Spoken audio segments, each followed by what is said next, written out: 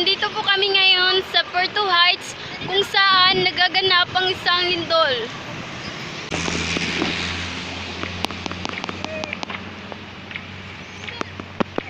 Ito yung sala na dulot ng lindol kanina.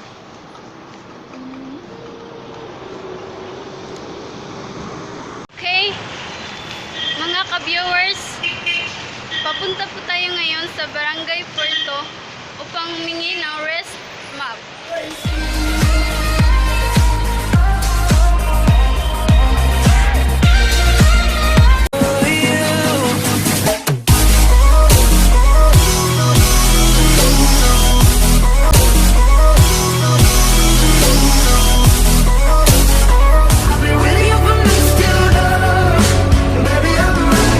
Pretty lies, look me in the face, tell me that 2 hours later.